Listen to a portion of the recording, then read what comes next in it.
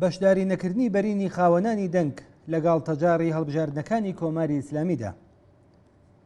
چواردەی مانگی گوڵان شۆڕای نیگەهبان واتە سەمبولی دیکتاتۆری تۆخ لە جەرگەی چوونە سەرەوەی نەفرەتی کرێکاران و خەڵکی وەکجیان هاتوو لە ڕژیم و نمایشی گاڵتەجاری هەڵبژاردنەکانیدا مەرجەکانی بربژێری هەڵبژاردننی سەرۆک کۆماری بۆ ڕێکەوتی 28 مانگی جۆزەردان ڕاگەیاند. بە پێی پەسەندکراوی ئەم شۆڕایە لەمە بەدووە پێویستە بربژێرانی هەڵبژاردنەکانی سەرۆک کۆماری تەمەنیان لە نێوان 40 تا 75 ساڵدا بێت. پێویستە لانیکەم بڕوانامەی کارناسی باڵا واتە فەوقە لیسانسیان هەبێت و لانیکەم 4 ساڵ لە پۆستی بەڕێوەبەرایەتی وڵاتدا خەریکی کار بوو بن. هەروەها وەزیران، ئوستانداران، شارەدارانی شارەکانی باڵای 2 ملیۆن نەفەر جەمعیەت و فەرماندە باڵاکانی هێزە چەکدارەکان بە پلەی سەرلەشکەری و باڵاتر دەتوانن خۆیان کاندید بکەن. دەرکردنی ئەم ڕاگەیەندراوە لە حاڵێکدایەکە هەندێک لە بەرپرسان و تەنانەت هەندێک لە ئۆرگانەکانی سەربەسپای پاسداران باسییان لەوە کردووەکە جەمعیەتێکی کەم لە هەڵبژاردننی ئەم قۆناغی سەرۆک کۆماریدا بەشداری دەکەن. ئەم بۆچوونانە نیشانیە دەنکە تەنانەت ساختەکاری لە هەڵبژاردن کە پایەی نمایشەکانی هەڵبژاردننی پێشوو بووە چیتر کارایی پێویستی نەماوە. کۆمەلگا وشیارتر لەوەیەکە فریوی بەڕێوبەرانی حکوومەتی جەهل و سەرمایە بخوات. سەرەڕای ئەم حەقیقەتە لەم ڕۆژانەدا هەموو ئۆرگان و کەسانێک کە لە ژێر سێبەری ئەم حکوومەتە مافیایی و گەندەڵەدا دەژین و نان دەخۆن هەوڵەدەن بە هەر ڕادەیەک کە بۆیان دەکرێت هاوڵاتیانی زیاتر بەرەو سندوقەکانی دەنگدان ڕابکێشن.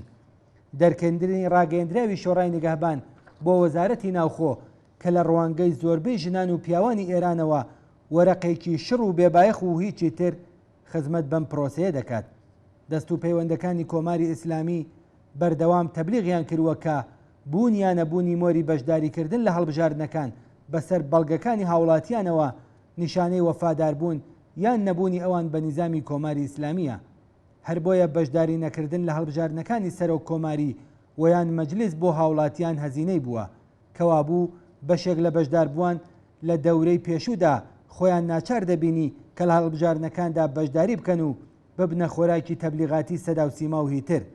لە ئێستادا هاوسەنگی هێز بە جۆرێک گۆڕاوەکە خانە نشینکراوانی ناڕازی و خۆپیشاندەران ڕایان گەیاندووەکە هێندەمان درۆ بیستووە ئێمە ئیتر دەنگ نادەین. مافی هەڵبژاردن بە زەبری خەباتی جەماوەری و کرێکاری درێژماوە لە ڕۆژاوە بەسەر دەوڵەتانی سەرمایەداریدا سەپاو بوو بە پێوەرێکی گرنگ لەو کۆمەلگایەدا کە دیموکراتیک پێناسیان دەکەن.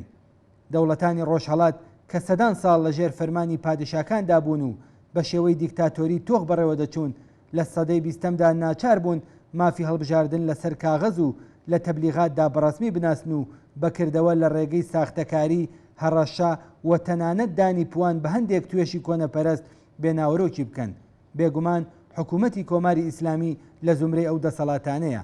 هەر هەڵبژاردنێک بۆ سەرانی ڕەژیم لە هەمان حاڵدا مەترسیەکی گەورەشە کە دەتوانێت وەک ساڵی 1970 هەتاوی بەرۆکیان بگرێت. لە بارودۆخێکدا کە ڕیفۆرمخوازانی حکوومەتی کە لە ڕابردوودا ڕۆڵێکی بەرچاویان هەبوو لە ڕاکێشانی خەڵک بەرەو سندوقەکانی دەنگدان ئابڕووی سیاسیان چووە، ڕژیم بۆ ڕاکێشانی ژمارەیەکی زیاتر لە خاوەنانی دەنگ بەرەو سندوقەکانی دەنگدان چ تاکتی گەلێکی نوێ بەکاردێنێ. بۆ نمونە هەواڵنێری تەسنیمی سەربەسپای پاسداران لەم ڕۆژانەدا لەگەڵ کرێکاران هاودەردی نیشانەدات و هۆکاری هەموو بەدبەختیەکان بۆ کابینەی ڕۆحانی دەگەڕێنێتەوە. ئەم هەواڵنێریە بەم جۆرە گۆڕینی کابینە لە بەناو ڕفۆرمخوازی میانەڕە و واتە باندی ڕۆحانی بە کابینەی بناژە و خواست ڕێگەچاری کێشەکان لە قەڵەمەدات. لە نمونەیەکی دیکەدا تەوەکولی کە لە ڕاستگەرایانی لایەنگری ڕژیمە ڕۆژی 18 مانگی خاکەلێەوەی ساڵی 1440 هەتاوی دانی بەوە داناکە 60% خەڵکی ئێران لە ژێر هێڵی هەژاریدا دەژین و پێویستە لە بواری ئابووریەوە یارمەتیان بدرێت. ئەو دەنووسێت ئەگەر حکوومەت ئەم کارە ئەنجام نەدات لەوانەیە ئەو ڕووداوە ڕووبدات کە نابێ ڕووبدات.